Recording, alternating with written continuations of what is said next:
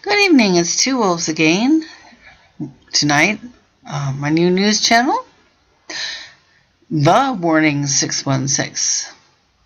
And this story, as you will see, I am quite certain ties right in with the tragic story about the death of the Utah Eagles. Utah's air quality today, among worst in nation, EPA map shows. Oh, there you go. Two wolves left the coast to get away from Fuku radiation, only to wind up destroying her lungs. Well, one hopes not. Oh dear. We can't escape it. We must raise our voices and stop all of this, because it can no longer be escaped or avoided. We are, as we know, all related. ATTRIBUTiON. This is from KSL.com, Utah. And I got into trouble showing videos last year warning about wildfire, so I won't show the vid. www.ksl.com, so you can come here and watch it. It's worse than this. This is mild. It's much worse than that. That's Salt Lake City, and there really are mountains behind that ugliness. This is the Wasatch Range. We can't see them much often now. Salt Lake City, parts of Utah currently have some of the worst air quality in the country, and a health alert remains in effect for the week. By Shara Park and Mary Richards. Didn't mean to ignore attribution. A current map, and this is it. We'll come back to that. From the U.S. EPA shows red or unhealthy air. No duh. Over Salt Lake City up through Brigham City. According to the website, that means people in the area may begin, oh seriously, to experience some health effects, especially those with lung sensitivities. Yellow on the map, indicates moderate air quality, meaning air quality is acceptable, orange unhealthy, and red really dangerous. Actually, I would say we're here, hazardous. Authorities say there's no relief in sight after pollution levels spiked earlier this week. Weber County, which is north of Salt Lake, started off the new year with nearly 3 times the federal standard of pollution, with 73 micrograms of fine soot per cubic meter. Now, some of that is coming from something called Stericycle, and that's another story altogether. I wasn't able to do anything online this fall. Erin Brockovich herself was in Salt Lake taking on the Stericycle, a horrific medical incineration situation. They may wind up moving, but they're not the only violator. There's lots of problems here. There's many reasons why the eagles in Utah are dying. Utah regulators are saying most of the pollution comes from tailpipe emission. Yes. So residents are encouraged to drive less this week if possible. I don't think that's where it's coming from. I mentioned to some of you on Gamly Tiny Chat that lots of people are just feeling as if they're drugged. Even those that did not celebrate New Year, just foggy, almost feeling stoned.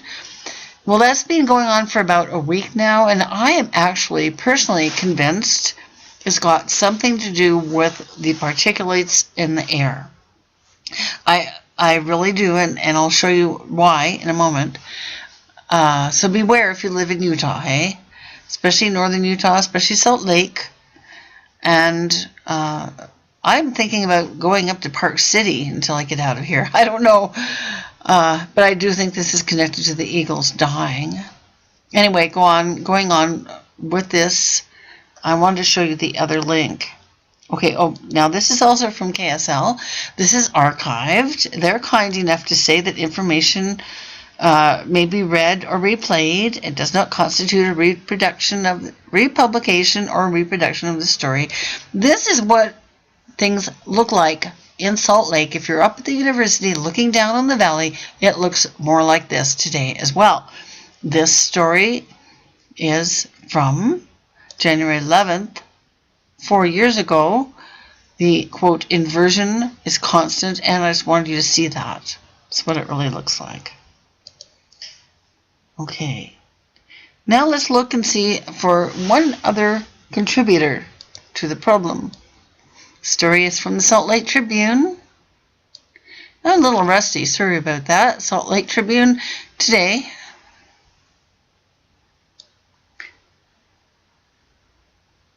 Okay, this is a staff photo from the Salt Lake Tribune. Worker at Sims Metal Management generates smoke using a torch to cut up metal for recycling on a red, that's today, it's red, and it's also Friday, December 13th, on a red no-burn day. Large exhaust fan, right, and blower on red stand help dissipate, seriously, the smoke. There they are. There's the stand and the blower. Just simply sharing the smoke with the rest of the valley, along with a lot of other things that are going on. This is by Brian MAFFLY for the Tribune. There are several other photos you can view here. During December's persistent, they call that inversion here, mind you. Persistent inversion that trapped unhealthy levels of air pollution near valley floors, Wasatch Front residents faced fines if they burned leaf piles in their yard or wood in their fireplaces. Actually, this is right across just about always now. Along the Wasatch Front, one cannot have a wood stove or burn wood in one's fireplace in the winter. Nice for utility companies. But metal recyclers could use torches to cut scrap metal, potentially dispatching dark, acrid smoke without consequence.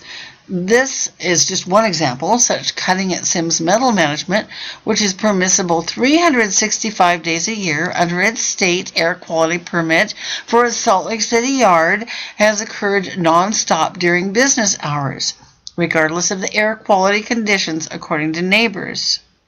After numerous neighbor complaints this month, yard managers placed blowers to dissipate the smoke and parked a big truck to block the public's view of the torch operator, who continued cutting. There's the fan, and there is the torch operator. I'm not blocking your view. The smoke is coming over the fence and we have to breathe it, said George Odell, an engineer with Doppelmayr, the ski lift maker whose headquarters are just east of Sims Scrap Mile. And I'm sorry if I mispronounced your name. We have outdoor workers. It leaves you at the end of the day feeling sick. And yes, nearly everyone I talk to feels really sick because of this, Stericycle, auto exhaust, and God knows what else. Sims corporate leadership pledged Friday to time torch cutting at its Utah yard to avoid inversions. What?